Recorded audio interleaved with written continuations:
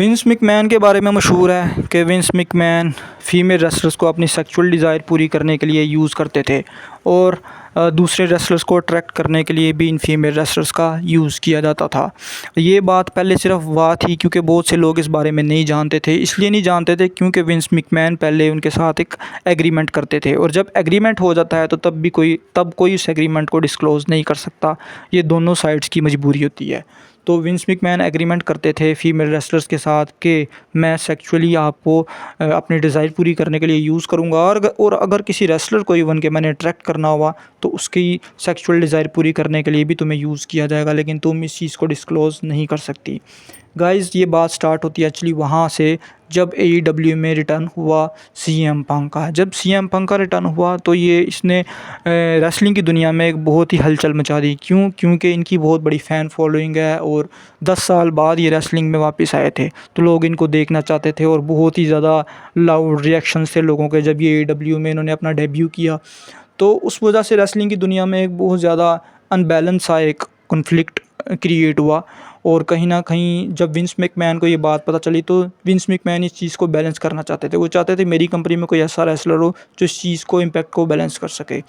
फिर 2021 में एक लड़की आती है विंस मैकमैन के पास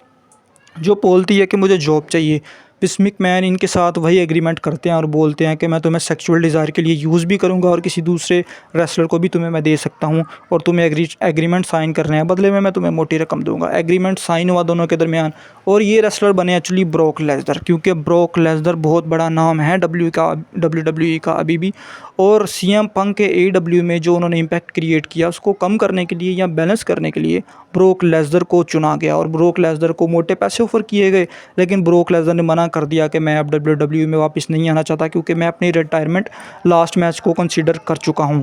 जिस पर जो है WWE ने ये लड़की दिखा कर अट्रैक्ट किया कि तुम इस लड़की को जैसे चाहो तुम यूज़ कर सकते हो, लेकिन तुम्हें WWE में किसी भी हाल में रिटर्न करना होगा। ये लड़की देख के ब्रॉक लेसनर बेचारे फिसल गए और वो इस चीज़ के लिए रेडी हो गए कि ठीक है मैं WWE में आने के लिए तैयार हूँ। जहाँ पर उन्होंने 2021 में अपना रिटर्न किया और कुछ उन्होंने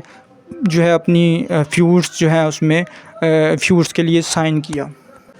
फिर 2024 के स्टार्ट में ये बात रिवील हुई और उस लड़की ने डिस्क्लोज़ की कि मेरे साथ ये सब कुछ किया गया, एग्रीमेंट साइन किया गया था, इसमें ब्रॉक लेसनर इन्वॉल्व थे और इससे एक बहुत ही बड़ी हलचल मच गई रेसलिंग की दुनिया में क्योंकि ब्रॉक लेसनर एक बहुत ही बड़ा नाम थे। और जब लोगों ने ये बात जानी तो लोग कुछ शदीद गुस्सा भी थे, कुछ बहुत परेशान भी थे जो ब्रॉक लेसनर के फ़ैन थे, क्योंकि ब्रॉक लेसनर को रिमूव किया जा रहा था हर जगह से WWE से, उनकी वीडियोज़ को, उनकी प्रमोशंस को। फिर एक दिन ट्रिपल एच अभी फ्यू मंथ्स बैक एक इंटरव्यू दे रहे थे जिसमें उन्होंने बोला कि ब्रॉक लेसनर के साथ हमारा कोई इशू नहीं है, वो जब आना चाहें वो आ सकते हैं, वो अपनी मर्ज़ी से वोकेशंस पर हैं और जब वो चाहेंगे वो आ सकते हैं, हमारी तरफ से किसी किस्म का भी कोई इशू नहीं है। बट देखते हैं कि WWE के जो लॉयर्स हैं वो कब अलाउ करते हैं WWE को और कब सजेस्ट करते हैं कि ब्रॉक लेसनर को वापस लाया जाए, क्योंकि अभी WWE रोमन रेंस पे चल रही है और बहुत ज़्यादा टाइम तक रोमन रेंस पे नहीं चल सकेगी, क्योंकि अगर रोमन रेंस को इंजरी हो गई तो कौन है पीछे जो WWE को इस तरह से चलाएगा।